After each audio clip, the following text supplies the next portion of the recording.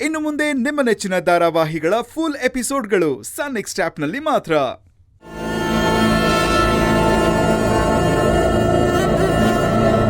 ಏನಮ್ಮ ಇದು? ಅದು ತಾಳಿನಪ್ಪ, ಕಿತ್ತೋಗಿತ್ತಲ್ಲ.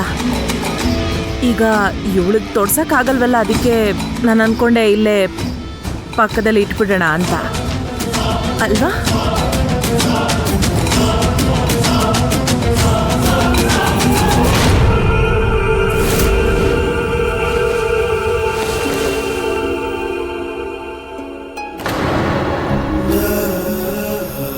ಏನಾಯ್ತು ವೈನಿಧಿ? ತಾಳಿ ಕೂದ್ಲಿಗೆ ಒಂದೇ ನಿಮಿಷ, ನಾನು ಹೆಲ್ಪ್ ಮಾಡ್ತೀನಿ. ಇದು ಹೀಗೆ ಮಾಡಿದ್ರೆ ಬಿಡಲ್ಲ, ಇದನ್ನ ಓಪನ್ ಮಾಡಬೇಕಾಗುತ್ತೆ. ಇಲ್ಲ ಕೌಶಿಕ್ ಅವರೇ, ಈ ಥರ ತಪ್ಪನ್ನ ಮತ್ತೆ ಮಾಡಕ್ ಹೋಗ್ಬೇಡಿ. ಇವಾಗ ಈ ಮಂಗಳಸೂತ್ರ ನನ್ನ ಜೊತೆನೆ ಈ ಪ್ರಪಂಚನ ಬಿಟ್ಟು ಹೋಗುತ್ತೆ. ಹೌದಾ? ಒಂದ್ ವೇಳೆ ನಿನಗಿಂತ ಮುಂಚೆ ನಾನು ಸೋತು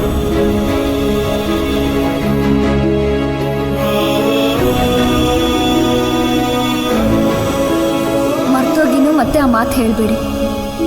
ಅಮ್ಮನ ಹತ್ರ ಕೇಳ್ಕೊಳ್ಳೋದು ನನ್ನ ಹೆಸರು ಕೂಡ ನಿಮಗೆ ಇರಲಿ ಅಂತ. ನಾನು ಈ ಮನೆಗೆ ಮುತ್ತೈದೆ ಆಗಿ ಬಂದಿರೋದು, ಮತ್ತೆ ಮುತ್ತೈದೆ ಆಗಿ ಹೋಗೋಕ್ಕೆ ಇಷ್ಟಪಡ್ತೀನಿ. ಮತ್ತು ಈ ತಾಳಿ ಸರ ನನ್ನ ಕತ್ತಲ್ಲೇ ಇರುತ್ತೆ.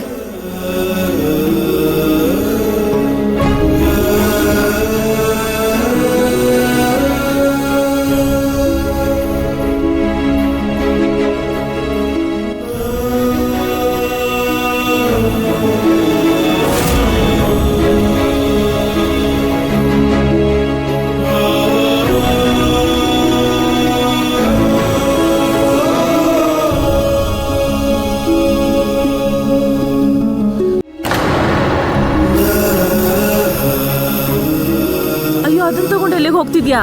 ಅಯ್ಯೋ,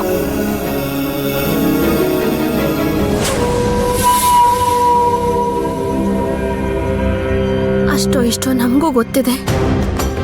ನೀವೇ ನೋಡಿ, ಎಷ್ಟು ವಿಚಿತ್ರ ಮೈದ್ನ ಅವರು. ಎಲ್ಲಿವರೆಗೂ ಇವಳು ಬದುಕಿದ್ಲೋ ಅಲ್ಲಿವರೆಗೂ ಇವಳನ್ನ ಮನೆಯಿಂದ ಹೊರಗಾಗಕ್ ನೋಡ್ತಾ ಇದ್ರು. ಇವಾಗ ಇವಳು ಸತ್ತೋದ್ಮೇಲೆ ಈಗ ನಾಟಕ ಆಡ್ತಾ ಇದ್ದಾರೆ. ಈ ತಲೆ ಕೆಟ್ಟೋರ್ ಬಗ್ಗೆ ಯೋಚನೆ ಮಾಡಿ ಯಾಕೆ ನೀನು ಟೈಮ್ ವೇಸ್ಟ್ ಮಾಡ್ತೀಯಾ? ಅಯ್ಯೋ, ಇವಳು ದೊಡ್ಡ ನಾಟಕದವಳು. ನನ್ನನ್ನು ಕೇಳಿದ್ರೆ ಆ ವೈನಿಧಿ ಸತ್ತಿದ್ದು ಒಳ್ಳೇದಾಯ್ತು. ಬದುಕಿದ್ದಿದ್ರೆ ಈ ತಲೆ ಕೆಟ್ಟವನ ಜೊತೆ ಸೇರಿಸಿ ನಮ್ಮನ್ನು ತಲೆ ಕೆಡಿಸ್ತಾ ಇದ್ರು ಇವರು. ಸರಿಯಾಗಿ ಹೇಳಿದ್ರಿ. ಒಂದು ವಿಷಯ ಹೇಳ, ಈ ಟೀನೇ ಇದ್ದಾಳಲ್ಲ, ಆ ತಲೆ ಕೆಟ್ಟಿರೋ ಕೌಶಿಕ್ಗೆ ಒಳ್ಳೆ ಜೋಡಿ ಅಂದ್ರೆ ಅವಳೇ. ಯಾಕೆ ಗೊತ್ತಾ? ಅವರಿಬ್ರು ಸೇಮ್ ಟು ಸೇಮ್. ನಾನೊಂದು ಮಾತು ಹೇಳ, ನಮ್ಮ ಮೈದ್ನ ಅವರನ್ನ ಹುಚ್ಚಾಸ್ಪತ್ರೆಗೆ ಕಳಿಸೋದ್ರ ಹಿಂದೆ ಈ ಟಿಂಟಿನಾಟನ್ ಕೈವಾಡ ಇದೆಯಾ? ಹಾಗೇನಾದ್ರೂ ಇದ್ರೆ ನಮ್ಮ ಕಡೆಯಿಂದ ಈ ಹೊಸ ಜೋಡಿಗೆ ಪೂರ್ತಿಯಾಗಿ ಆಶೀರ್ವಾದ ಇರುತ್ತೆ.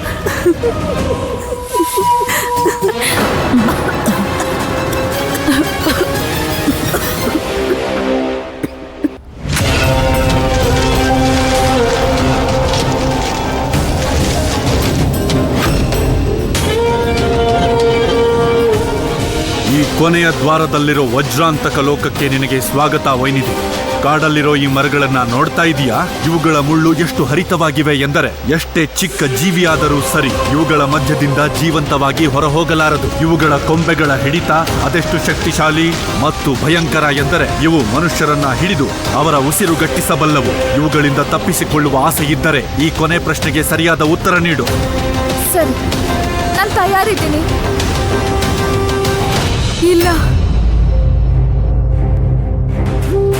ಇಲ್ಲ ಇಲ್ಲ ಇಲ್ಲ, ಆ ತಾಯಿ ನನ್ನ ಜೊತೆ ಈ ತರ ಮಾಡಕ್ ಸಾಧ್ಯ ಇಲ್ಲ. ನನ್ನ ವೈನಿಧಿನ ನನ್ನಿಂದ ಕಿತ್ಕೊಳಕ್ ಸಾಧ್ಯ ಇಲ್ಲ. ಇಲ್ಲ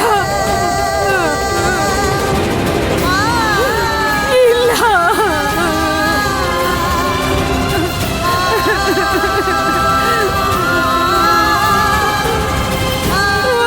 ಏನ್ ನಡೆಯುತ್ತೋ ಅದನ್ನ ತಡೆಯೋಕ್ಕಾಗತ್ತಾ ಯಶೋಧರ? ವೈನಿಧಿ ತನ್ನ ಪ್ರಾಣ ಕೊಟ್ಟು ಪತಿವ್ರತೆ ಅಂತ ನಿರೂಪಿಸ್ಕೊಂಡಿದ್ದಾಳೆ. ತುಂಬ ಒಳ್ಳೆ ಹುಡುಗಿ ನಿನ್ನ ಮಗಳು. ಬಾ ಅವಳ ಕೊನೆ ಸಾರಿ ನೋಡುವಂತೆ. ಇಲ್ಲ,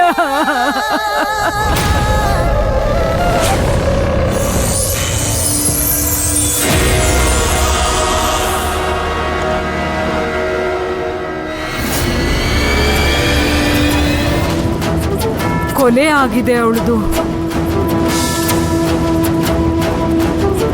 ಇದ್ರ ಬೆಲೆನ ಪೂರ್ತಿ ಠಾಕೂರ್ ಪರಿವಾರನೇ ತರಬೇಕಾಗತ್ತೆ. ಆಣೆ ಮಾಡಿ ಹೇಳ್ತೀನಿ, ನಾನಂತೂ ಅವ್ರನ್ನೆಲ್ಲ ಸುಮ್ಮನೆ ಬಿಡೋದಿಲ್ಲ. ಬಿಡಲ್ಲ ಅವ್ರನ್ನ, ಬಿಡಲ್ಲ ಅವ್ರನ್ನ.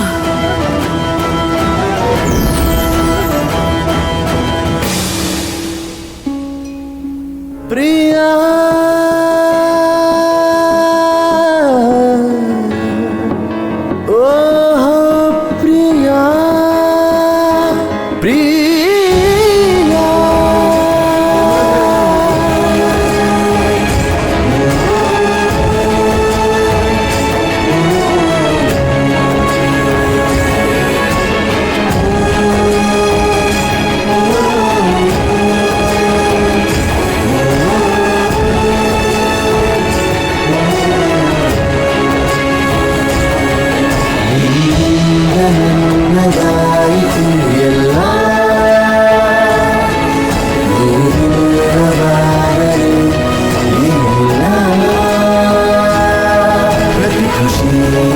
ನಾನು ಎಷ್ಟು ಸಲ ಹೇಳಿದ್ದೆ ಈ ಹುಚ್ಚಂಗ್ ಮದ್ವೆ ಮಾಡಿಸ್ಬೇಡಿ ಅಂತ. ಇವಾಗ ಒಂದು ಅನಾಥ ಹುಡುಗಿನ ಬಲಿ ಕೊಟ್ರಲ್ಲ. ಈ ವಿಷಯ ಸಮಾಜಕ್ಕೆ ಜನರಿಗೆಲ್ಲ ಗೊತ್ತಾಯ್ತು ಅಂದ್ರೆ ನಮ್ಮ ಮನೆತನದ ಗೌರವ ಏನಾಗ್ಬೇಕು? ಇವ್ರಿಬ್ರು ದೆಸೆಯಿಂದ ನಾವೆಲ್ಲ ಸಿಕ್ಕಾಕೋತೀವಿ ನೋಡಿ. ಯಾರಿಗಾದ್ರೂ ಈ ವಿಷಯ ಗೊತ್ತಾಗಕ್ಕೂ ಮುಂಚೆ ನನ್ನ ಮಾತು ಕೇಳಿ ಆದಷ್ಟು ಬೇಗ ಇವಳು ಅಂತಿಮ ಸಂಸ್ಕಾರ ಮಾಡ್ಬಿಡೋಣ. ಇಷ್ಟು ದೊಡ್ಡ ಪಾಪ ಮಾಡಿದ್ಮೇಲೆ ಕೂಡ ನಮ್ಮ ಮರ್ಯಾದೆ ಇನ್ನು ಉಳಿದಿದ್ಯಾ? ಯಾಕೆ ಉಳ್ದಿಲ್ಲ ಅಜ್ಜಿ? ಅಲ್ಲ, ಪ್ರತಿ ಸಲ ಈ ಹುಚ್ಚ ಮಾಡೋ ಎಡ್ವಟ್ಟಿಗೆ ನಾವ್ಯಾಕೆ ಶಿಕ್ಷೆ ಅನುಭವಿಸ್ಬೇಕು? ಅಮ್ಮನ ಮೇಲೆ ಆಣೆ ಮಾಡಿ ಹೇಳ್ತಾ ಇದ್ದೀನಿ, ನಂಗೆ ಒಂದೊಂದ್ಸಲ ಅನ್ಸುತ್ತೆ ಊರ್ವಶಿನ ಕರ್ಕೊಂಡು ಸಿಟಿಯಲ್ಲಿ ಹೋಗಿ ಸೆಟ್ಲ್ ಆಗೋಣ ಅಂತ. ಬಂಗ್ಲೆ ಸುಖ ಸಂಪತ್ತು ಸಿಗದೆ ಇದ್ರೂ ಪರವಾಗಿಲ್ಲ, ಸ್ವಲ್ಪ ನೆಮ್ಮದಿ ಆದ್ರೂ ಇರುತ್ತೆ ಅಲ್ಲಿ.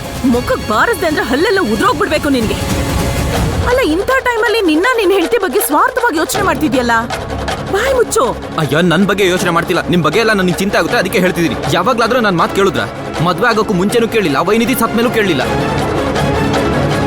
ಇವಾಗ್ಲೂ ನೋಡಿ, ಆ ಹುಚ್ಚ ಅವನಿಗೆ ಇಷ್ಟ ಬಂದಿದ್ದೆ ಮಾಡ್ತಿದ್ದಾನೆ. ಆ ಮಂಗಳ ಸೂತ್ರ ಇಟ್ಕೊಂಡು ಏನ್ ಮಾಡ್ತಿದ್ದಾನೋ ಗೊತ್ತಿಲ್ಲ.